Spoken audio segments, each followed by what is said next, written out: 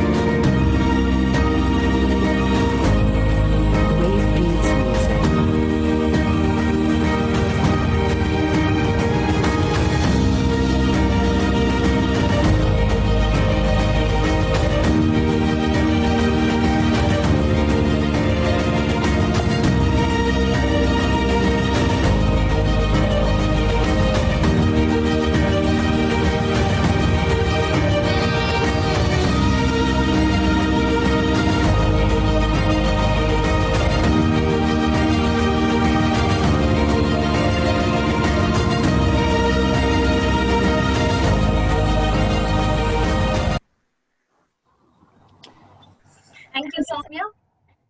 A warm welcome, Dr. Anurag, to this webinar.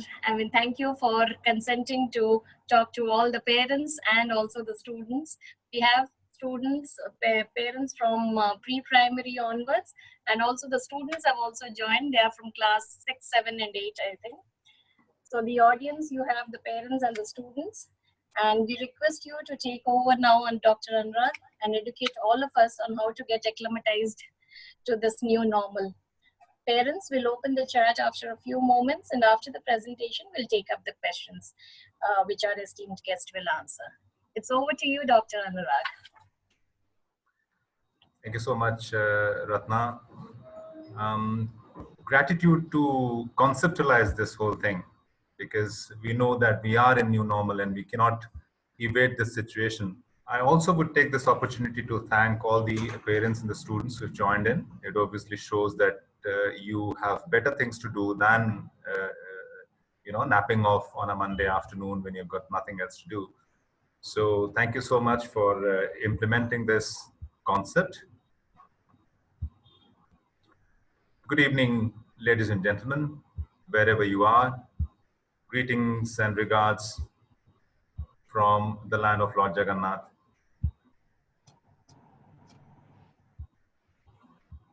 Can you see my slides now? Absolutely, we can. All right. So here we begin. Before we go into the beginning of computer vision syndrome, which is defined as this, it is a condition which is seen in users of video display terminal, or VDT. I'm sure many of you would be coming across this term for the first time. This actually takes into account everything that has a digitalized background or a pixelated background, video display terminal, and also it applies for screens which have got the cathode ray tube. It essentially encompasses two issues. One is the eye and the vision-related issues, which is the major one. The other minor issue is musculoskeletal issues of comprising of pain in several areas that we would talk about a little later. But before we get on to this business of CVS, let's just take a short peep into the past. This is how our offices used to look 30 years back. At the offices, the employees used to do some file work at the desk, take some dictations and write on papers, type and take telephone calls, and then stack their records. This is how the offices used to look 30 years or 3 decades back. Now it's just one desk and one computer, which does everything. Each one of these 4 jobs is taken over by a VDT monitor or a computer monitor. This has solved the space cramp of the modern day society for sure. But what it has given us in return is a sedentary lifestyle, 1, and computer vision syndrome, 2. We are not really concerned about the office goers in this edition of Discourse, at least. We are concerned about a very sensitive group of citizens, much rather. So who are at risk? It was a study in the US which was conducted quite some time back, and they saw that anybody who uses a VDT for more than 2 hours a day on a regular basis, 90% of them would have symptoms of computer vision syndrome. At that stage, India never took it seriously, because in India, the number of people who use a VDT for more than 2 hours a day regularly were very less. Now the numbers are staggering. CVS is sweeping across continents like a pandemic, but fortunately, you don't need a vaccine to wave this off. There are better methods to prevent CVS. In the new normal, where students come in and they are getting into the groove of online sessions and online classes with a mask on, like the present era, this number, this 90%, actually would extrapolate to huge numbers if you sweep across the society. What are the symptoms? There are certain compounding factors as well. And I'm sure the parents who are present in this particular chat room would obviously agree with me and relate to this. What are the compounding factors in case of children, apart from using computers for their online classes? This is one of them.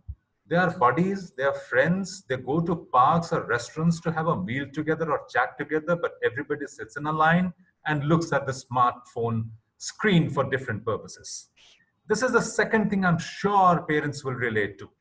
Children lying on the bed and looking at the laptop for whatever reason. Now, why this is important and why I brought this up is the distance between the eyes and the screen here is something that's noteworthy, and we'll talk about it later as we mature in the course of our discussion.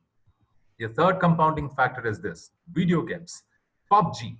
Each child identifies himself or herself as one of the characters in PUBG, and they spend hours on the screen playing the same. So these are the compounding factors which add on to the eye-related stress. These are the symptoms.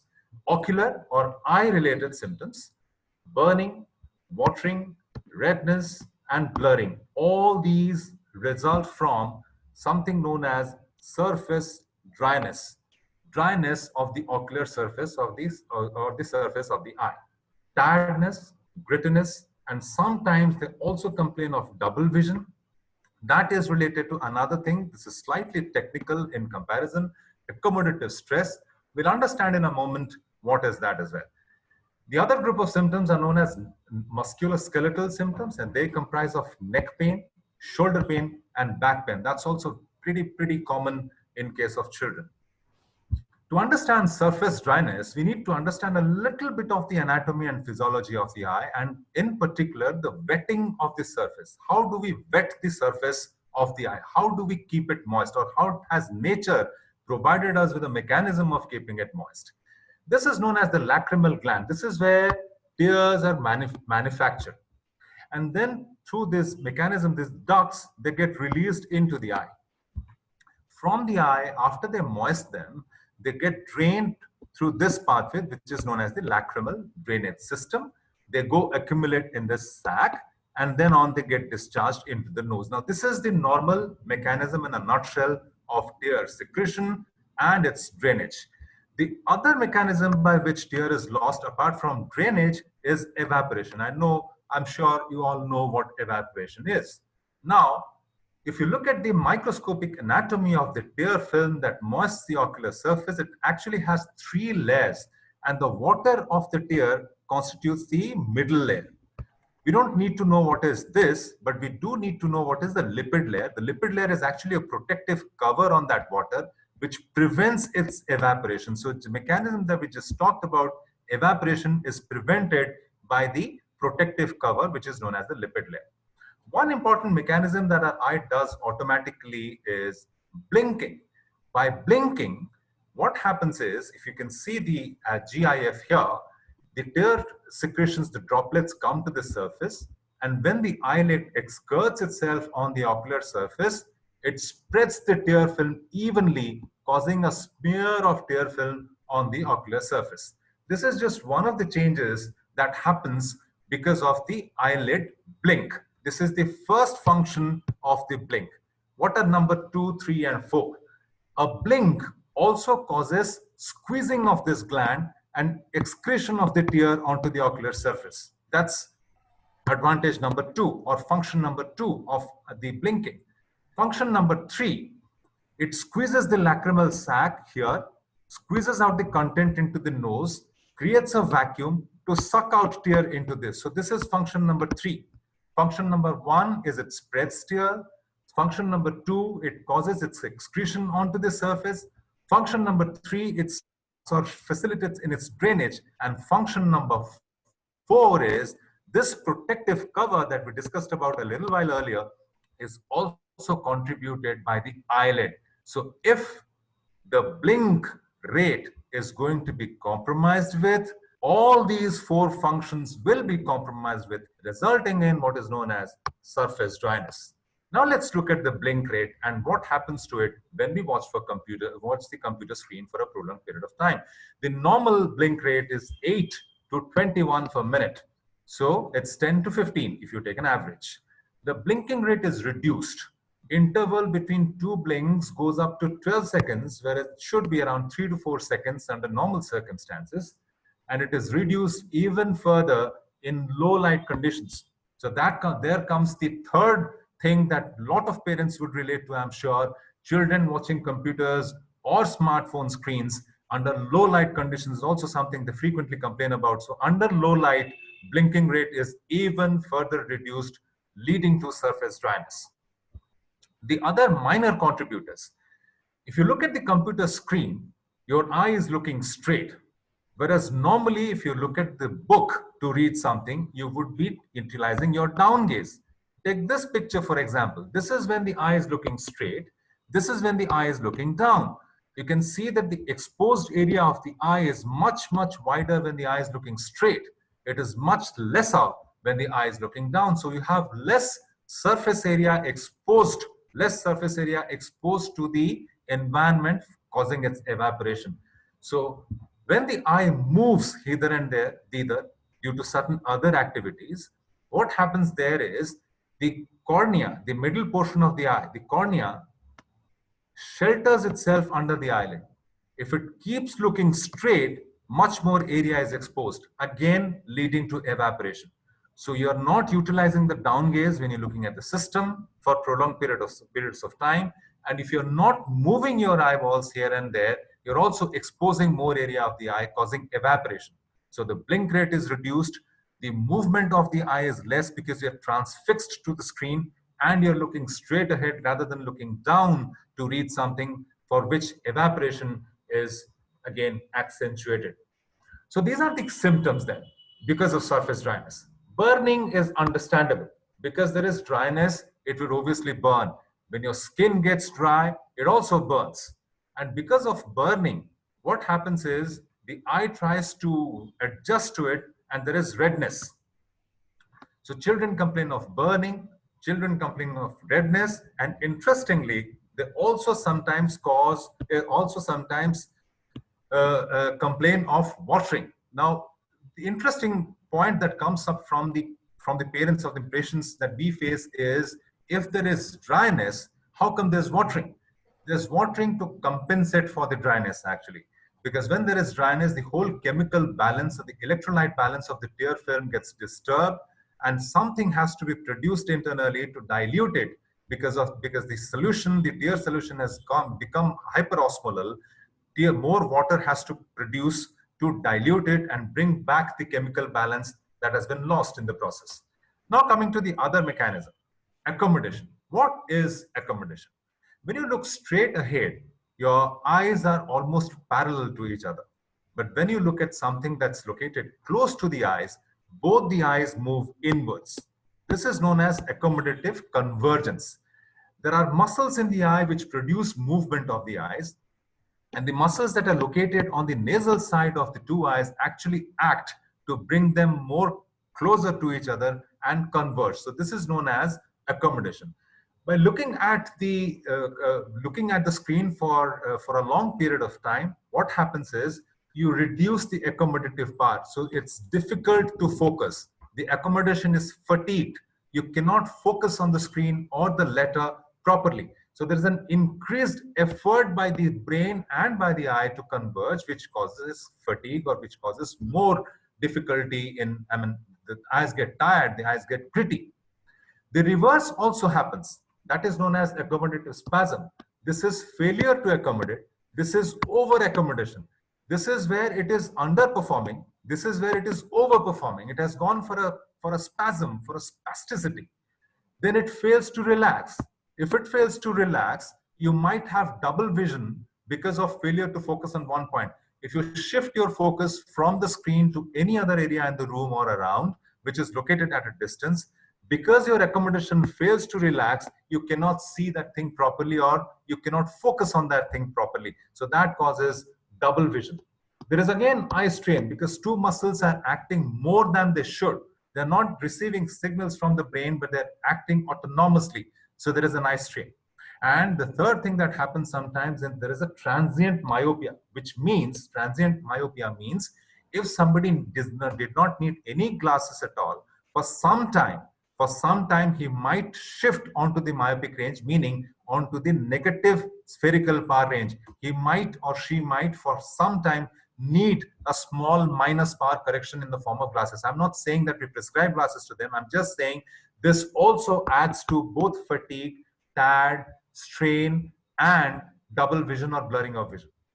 People below the age of 40, this is also proved by various studies, people below the age of 40 are at increased risk of having both under accommodation or over accommodation if they look at the screen for a long time. Finally, coming to lighting, what lighting has a role, what effect does lighting have on this? Both low light and high light or very bright light have detrimental effects. Effects of low light, the screen sometimes is adaptive in higher order monitors and they become brighter when the ambient light is low. And the eye movement also reduces because everything around you is dark. You don't really have anywhere else to look. You only look at the screen. So the eye movement reduces, causing evaporation. And if the surrounding light is too bright, it causes a reflection from the screen and glare. That's why you also have strain and you also have fatigue in the eye. So lighting condition has to be optimal and it should not at all be placed behind you. It should be placed on top of the monitor so that the screen never gets the incident light to cause a reflection or glare. This is about ocular symptoms. Now, slowly we would go to the prevention part, but before that, just small look at the musculoskeletal symptoms. Neck pain, shoulder pain, and back pain. All these three pains are chiefly postural, and I would show you one very interesting picture which would actually depict the correct posture with which you should be sitting in front of the computer to get rid of these pains, at least alleviate them to a large extent, if not completely negate them. Thankfully, all these organic changes that we talked about, that's the reason why I said at the beginning, you don't need a vaccine to wave this off. All organic changes, including dryness or accommodative stress, or even postural changes in the musculoskeletal system, are completely reversible. You just have to adapt to a different lifestyle is all, and it takes 5 minutes for you to get rid of the changes that have been brought about. So they're completely reversible. What do you do to the lighting? The surrounding lighting, as I said, should be non-reflective on the screen. They should be located on top of the screen rather than behind the person who is trying to read or do something with the screen.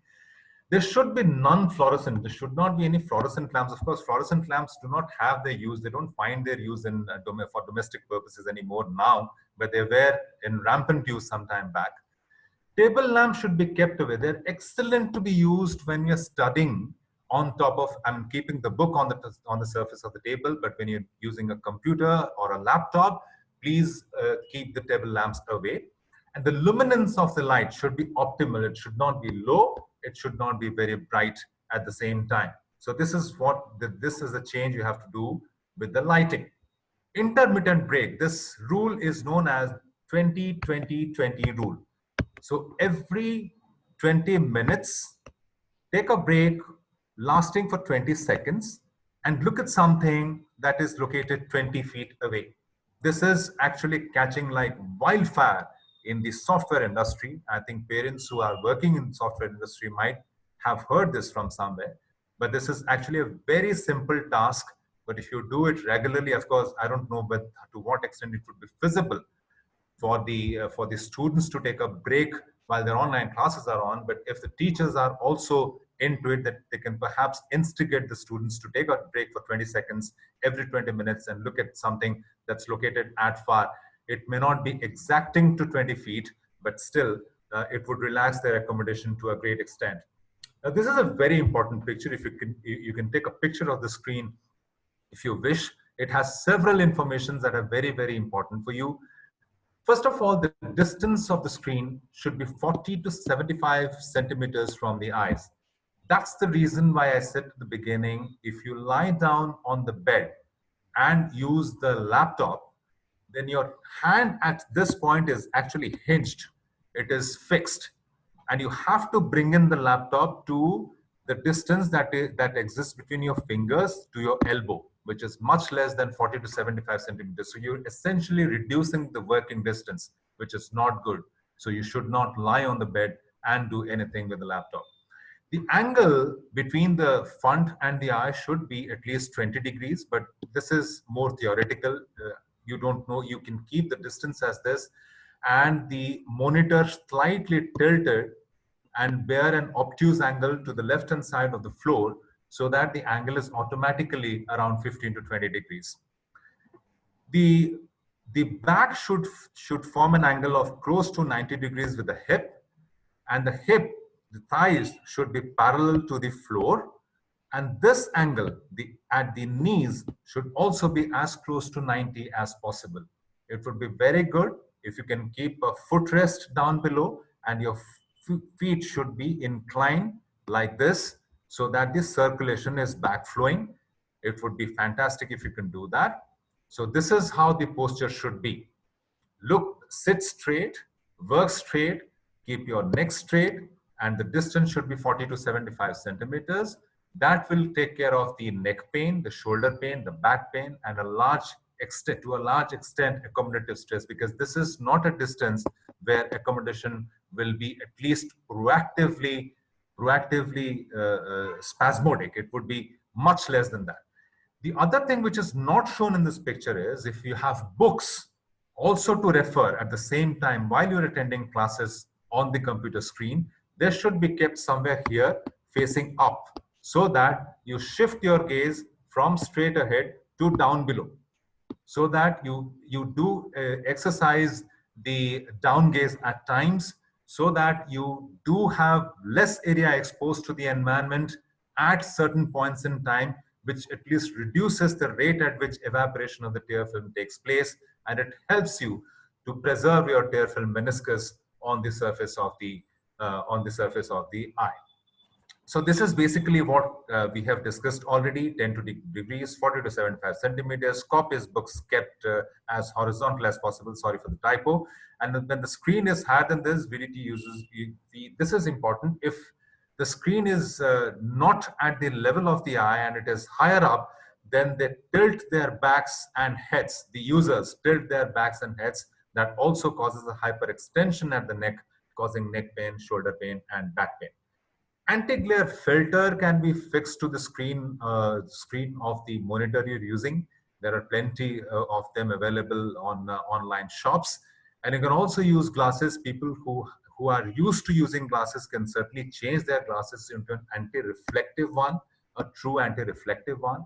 Or people who are not using glasses and do not have refractive error can also get a zero power pair of glasses ordered for them, which also has an anti-reflective coat to protect them.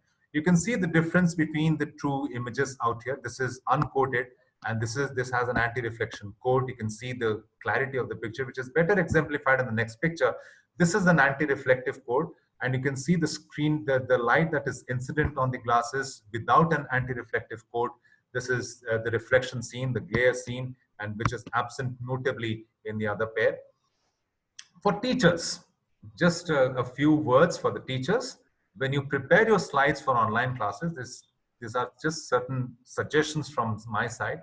It has been seen that uppercase in combination with lowercase are more easily interpreted than all uppercase documents. We normally tend to think if you take all uppercase, then it will be more prominent. It's easier for students to read. It's not so. Studies have proven that it should be a combination of uppercase with lowercase. The spacing between characters and lines should also affect the picture quality. So it should be at least 1 to 1.5 characters gap between the words and even the lines. High levels of contrast and brightness actually cause character blur. So the anti-glare code that, or the protective screen that comes up, what this does is you can see the difference between this side of the picture and this side of the picture. It blurs the background a little bit. It reduces contrast. Reducing contrast actually helps.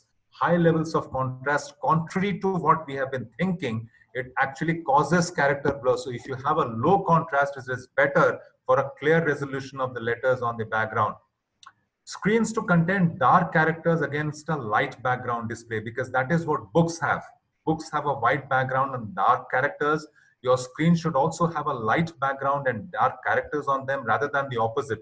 A lot of people do that for fancy, but that's not the ideal way to go about it because it causes more strain for your students. Switches from a light background and hard copy, which is essentially books that are kept beside the screens of the desktops, the laptops.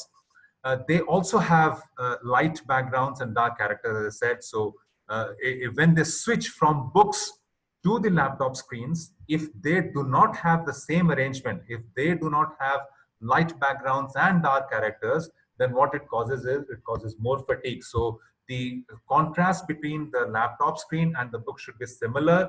Background light, characters dark. That's the way to go. This is about treatment. I would definitely not dwell in details about this because this is strictly our domain. So we use agents known as lubricants, which actually replenish the tear that has been lost. And there are plenty full of molecules available. The market floods with them.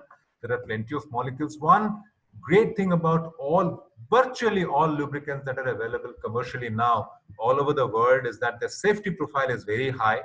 They do not cause side effects that commonly. So you can prescribe them for a long time. And if a doctor has prescribed your son or your daughter a lubricant to be used and has asked you to stop it after one file is through, and your kid is complaining of eye strain again, you can self-medicate. I'm not doing an advocacy for self-medication here, but till you go to visit a doctor, if it's exam time and you cannot afford time, you can afford to use this for a few days before you pay a visit to the consultant. These are absolutely safe. Apart from lubricants, the refractive error correction is very important. If your kid is complaining of eye strain, do not jump into the conclusion that it is computer vision syndrome. If he or she is using glasses, or even if he or she is not using glasses, take him or her for a consultation. He or she might be needing an augmentation or a correction in the form of glasses, or an adjustment, an increase or reduction in the correction that has already been given. So the glasses might change, or a fresh pair of glasses might just be prescribed. You never know. So it's better to take them for a consultation, at least do the consultation. I finish off with this wrap up. Thank you so much. Karo namaskar from a distance. Stay home and stay safe, ladies and gentlemen. Thank you so much for the opportunity once again, Ratna. Thank you, Dr. Anurag. We'll open the chat. Soumya, any questions? You can put it for everyone. Yes, ma'am.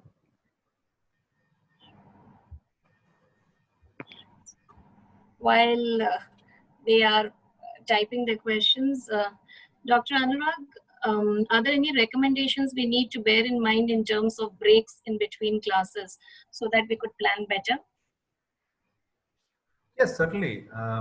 I think, from the limited amount of exposure that I have had to online classes thus far, I think they do have breaks. It's not a continuous process, but sometimes one subject takes more than an hour. That's where you have to be careful. That's where you have to be careful. If it's running for, say, a period of 2 to 3 hours, then you should be giving breaks to children in between.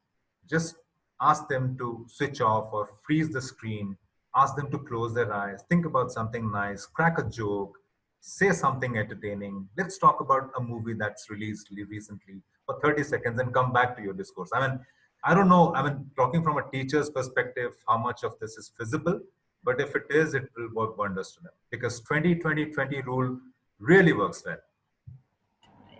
Thank you. And like this is a change. So are there any exercises teachers and students can do offline so that so as to adapt themselves better?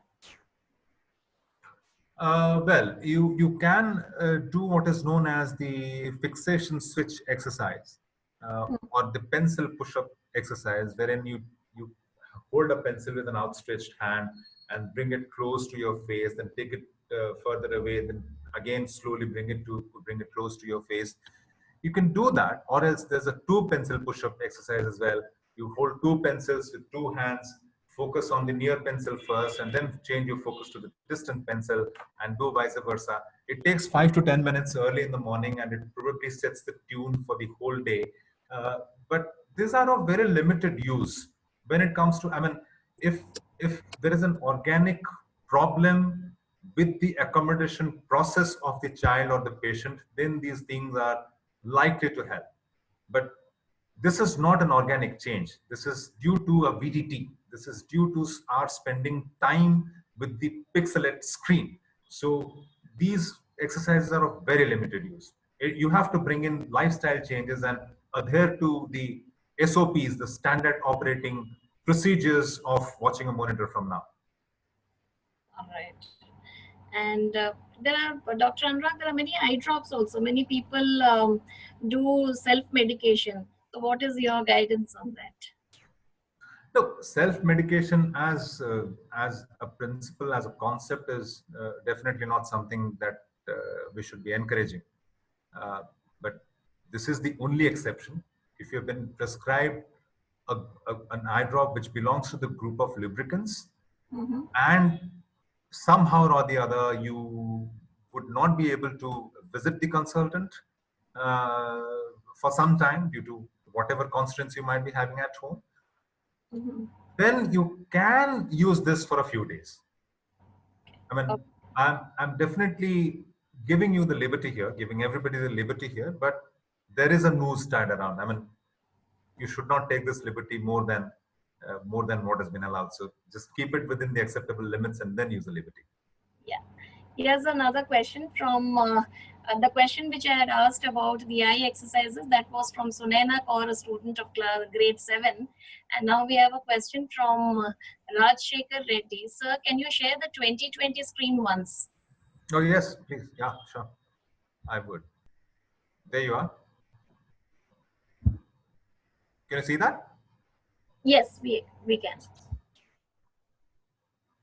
So yeah, this is what it is. Simply take a 20 seconds break every 20 minutes and look at something that's located 20 feet away.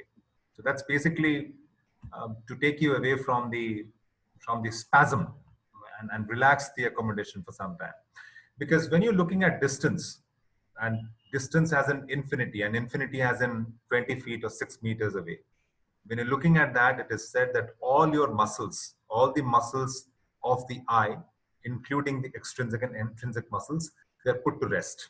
So when you're looking at distance at something that's located at 6 meters or at infinity in hypothetical terms, it puts all the muscles relaxed. It puts them at rest. So that is why this thing has been formulated. Thank you, Dr. Anurag. Here's another question from Vinny's parent. Vinny is a student. Can I stop share now? Yeah. I think we are good with that. Yes, I think, yeah, Mr. Reddy, if you need that again, then just let me know. Yeah. Oh, he has, I think he has, yeah. Enough. We move to the next question. That is, this is from Vinny's parent. Vinny is a student of grade 2. How should parents be aware on the sight issues the kid is having? How should parents be what? How should the parents be aware on the sight issues the kid is having? SIGHT sight. Okay. If they have any issues with the sight, how do I? what is the awareness? See, as regards to the refractive errors or the vision related issues, and that disease and that pandemic, the teachers and the parents are the frontline workers. You would know.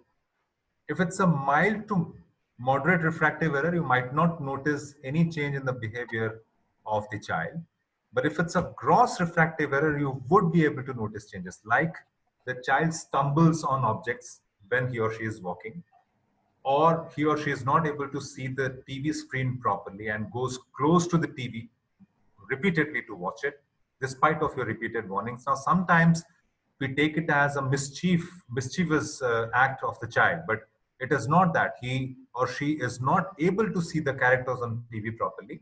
Similar thing happens at school. You write something on the blackboard, the child cannot see it, repeatedly walks up to the blackboard or tries to copy it from his friends. So these are preliminary indications that the child is possibly not seeing properly. All these are valid at the preschool age. Once the child goes to the school, probably the child will be verbal enough to quote his or her complaints to you. Why do I see a B as a D and a D as a B, a G as a Y and a Y as a G? You know, child will come back and tell you that these are the difficulties I faced in the school. That should ring a bell. That should tell you that there's something wrong with his vision. And then you can approach the consultant. The other thing that I would just like to quote here is we have a campaign of preschool screening. So we insist that in the age group of 4 to 4.5 years, every child should come to an ophthalmologist for a preliminary screening test. Fine if the vision is normal, but the incidence, the prevalence of refractive error is so high now in the society that we have to safeguard ourselves against it. So just before the child steps into the school, 4 to 4.5, do take your child to a consultant for a preliminary screening. That's the way to go about it. This is in continuation of the question asked by Winnie's parent, Winnie's student of grade 2. Can you also let us know if this myth is true that once kids have specs, that would be forever through the lifetime?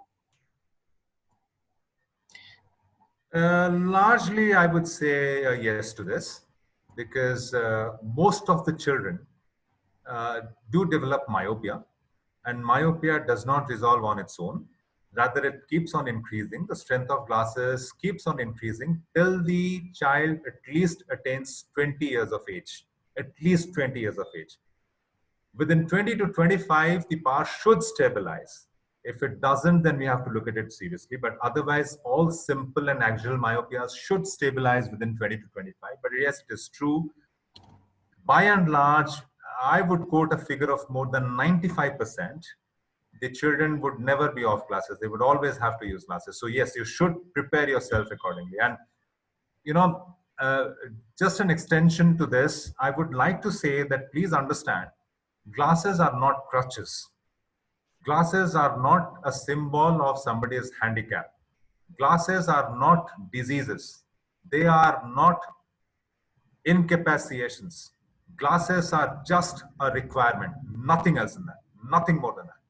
So the more fact that your child uses glasses does not mean he has a disease and he's not like his peer, he's not like the 5 other children who come to play with him. He's absolutely normal. It is just that the other children can see what they can see without glasses. Your child needs glasses to see them. That is it. Other than that, it doesn't have any clinical entity whatsoever. Excellent. Can we take one more question? This is from Sunita ma'am. Hi, as our parents used to advise us to use rose water drops when our eyes were fatigued, is it still advisable? It was never advisable, ma'am. It was never advisable, ma'am. It was never advisable because rose water is not a medicated solution. Please understand, eyes are actually internal organs. They are very delicate organs. They're internal organs, just like your heart, your lungs. They should be internalized. The reason why they're externalized is because if they are internalized and they're encased with your rib cage, it cannot serve their function. They're very sensitive organs. The cover of the eye is a mucous membrane. It is not skin. So anything touching the eye should have a medicated background, should be sterilized before it comes to touch the ocular surface. So not even water should go in. Nothing should go in. The eyes have made excellent, they have an excellent mechanism of sanitizing their own cells with tear production. And you would be surprised to know this, the tear has one of the strongest antiseptics ever discovered by mankind. You know, so it keeps its infection clean and sparklingly clean and moist all the time. If you need to use anything other than your natural resources, consult a doctor and put something that is medicated, not rose water, please. Thank you. And here's another question from Kaushik.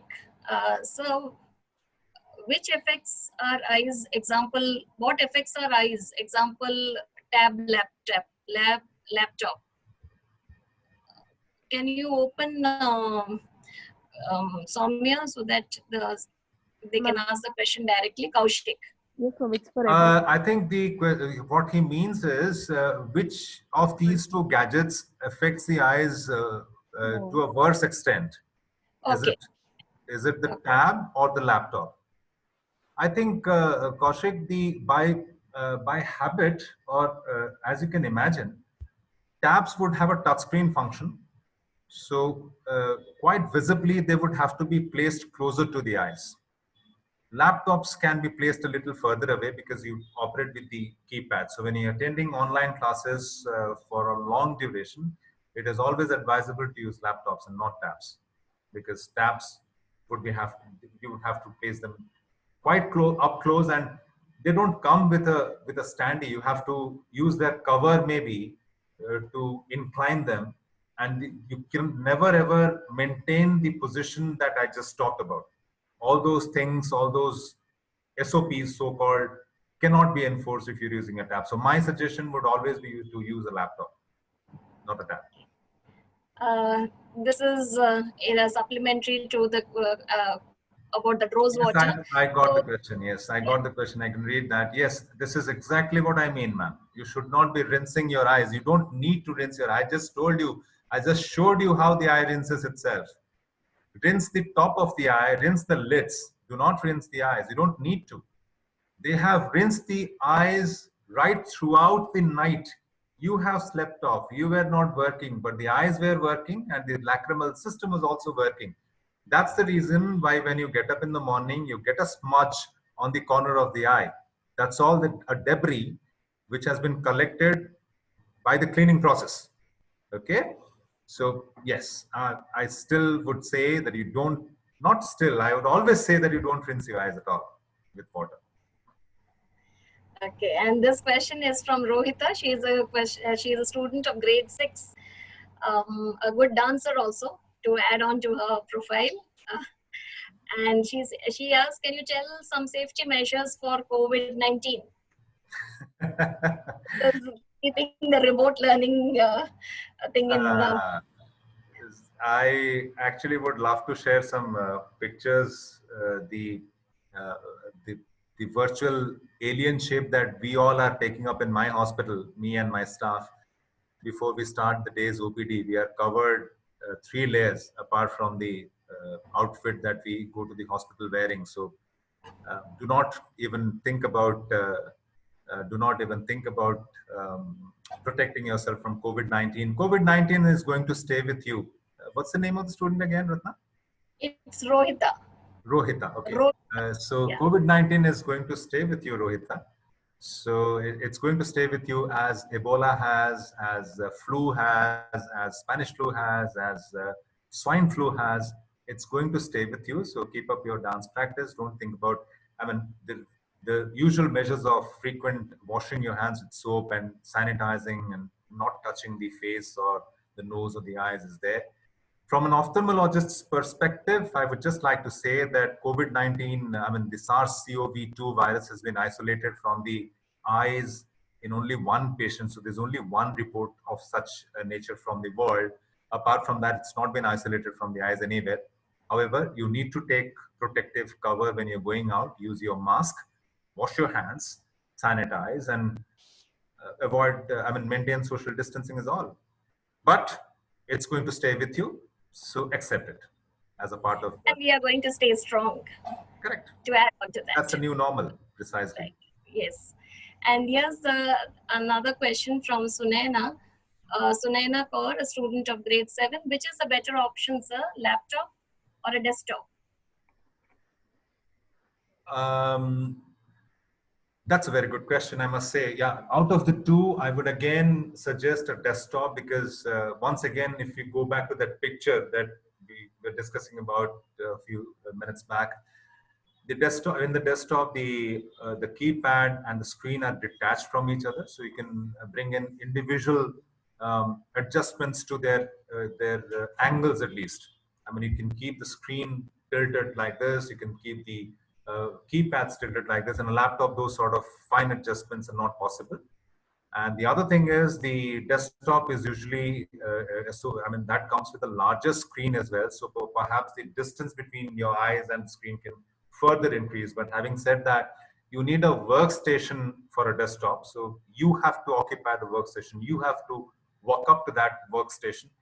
In case you're using a laptop, the workstation can come to you. So that's a leverage you have when you're using a laptop. But I mean, technically, it's always the desktop which is a better tool. Absolutely. And here's a question from Prachi Kanungo.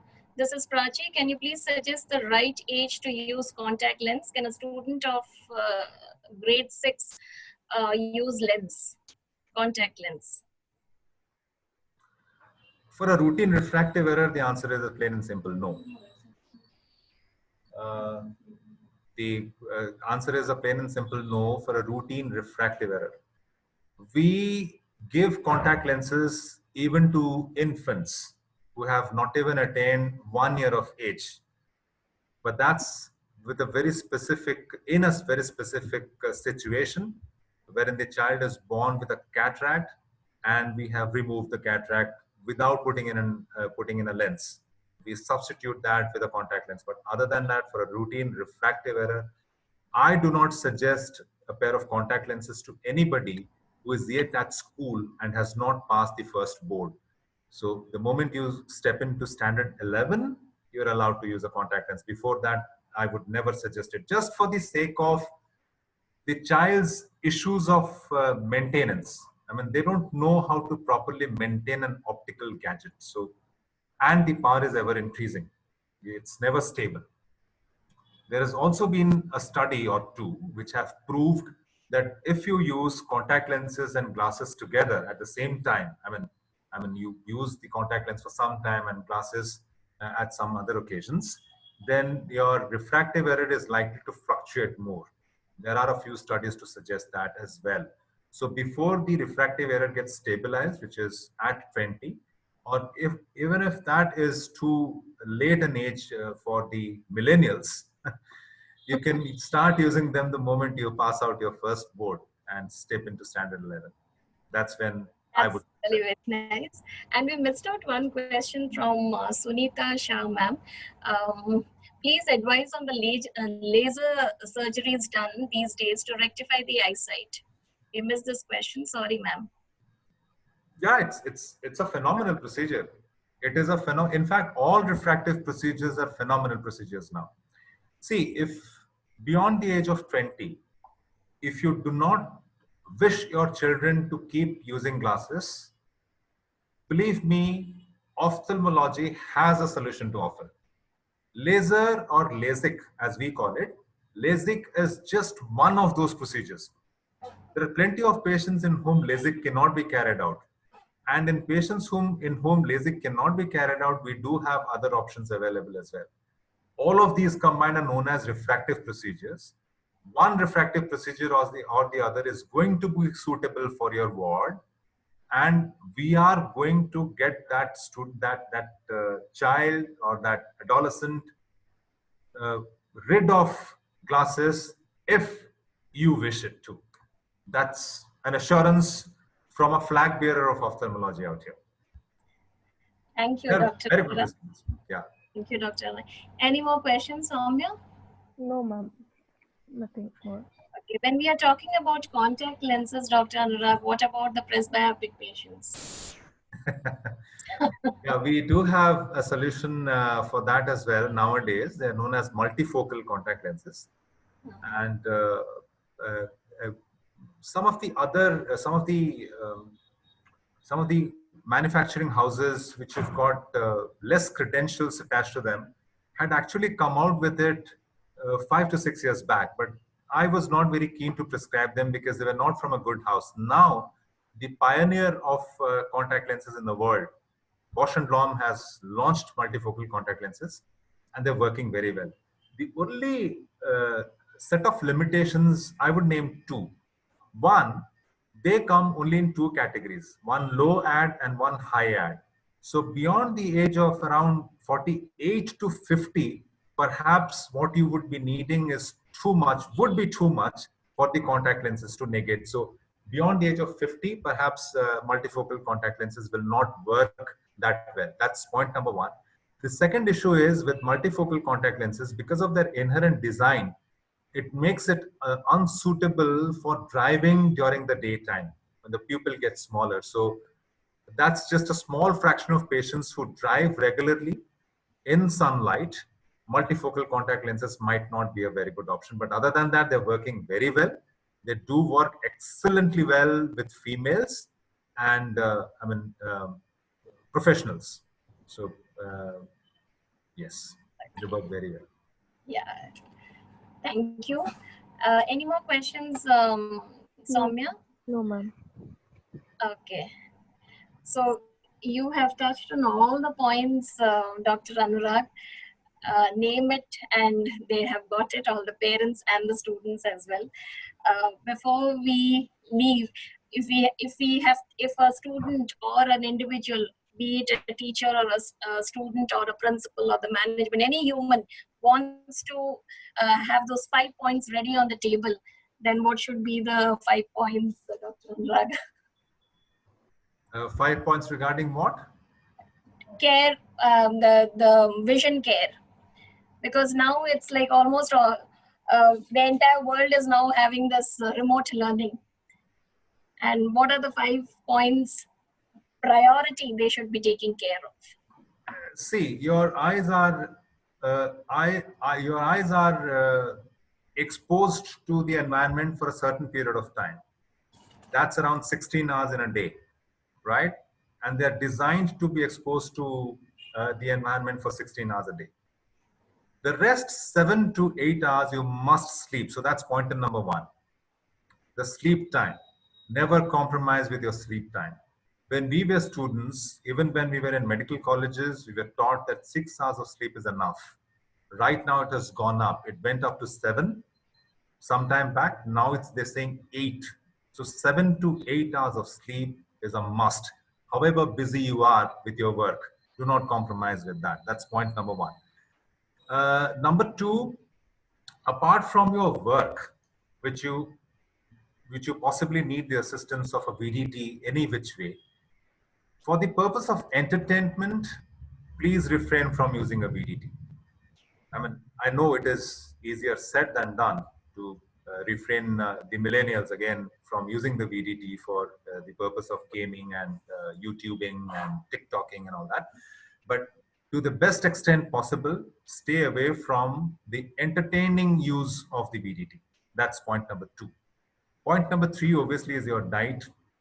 Eat healthy, nutritious, and food that is rich with minerals and ions and micronutrients, green leafy vegetables, and stay away from junk. That's diet is very important. Number four, drink plenty of water, because the whole tear mechanism that I discussed about, in fact, any juice that is secreted in the body is made from water. So if you do not hydrate yourself properly, the very source of these secretions would dry out.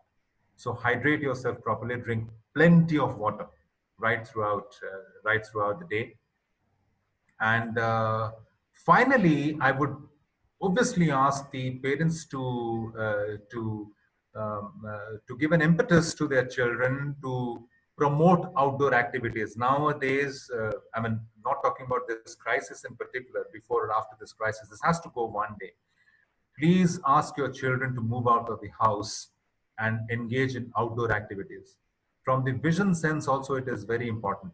From the refractive error sense also it is very important. Studies have proven this, that if your child is a myopic, if somebody needs glasses of minus power, that's what a myopic is, the power is going to stabilize early and the power is not going to increase alarmingly if you go out regularly. If all points of your retina get stimulated, if all part of the visual field has some object for you to look at, if your vision is panoramic, then the myopic progression is less.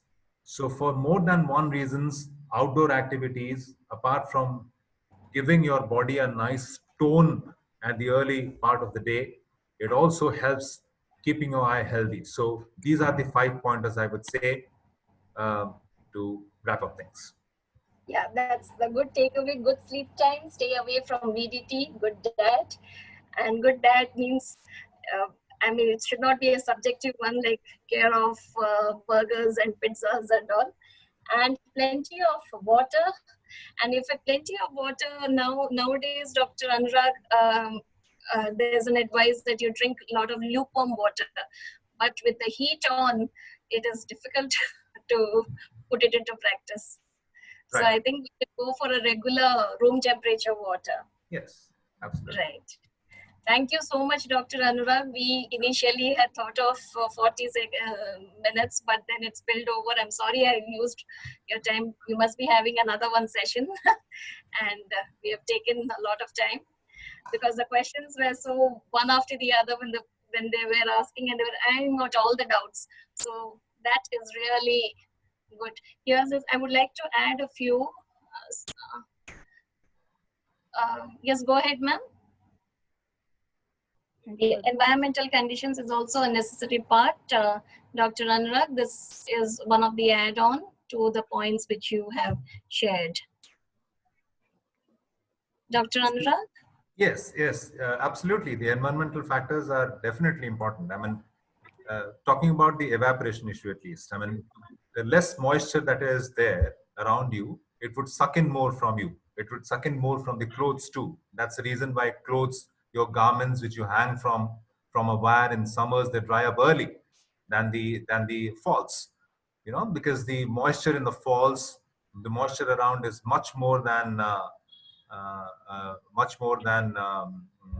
than it is there in summer. So environmental factors are definitely important. But having said that, I must add to this by saying that it is a factor which is possibly contributing to a lesser extent, because inside our homes nowadays uh, the atmosphere or the temperature, the humidity, all thanks to the air conditioning system that is installed in virtually everybody's house now, is more or less the same right throughout the year. But what ma'am is saying is absolutely true. I mean, they also have a role to play.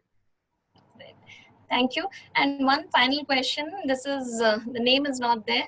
How frequently is it advisable to clean your specs, especially in the COVID situation? Don't clean them at all in the COVID situation because you don't know whether the surface has been contaminated or not by the person who has breathed into your glasses and has spread a few droplets.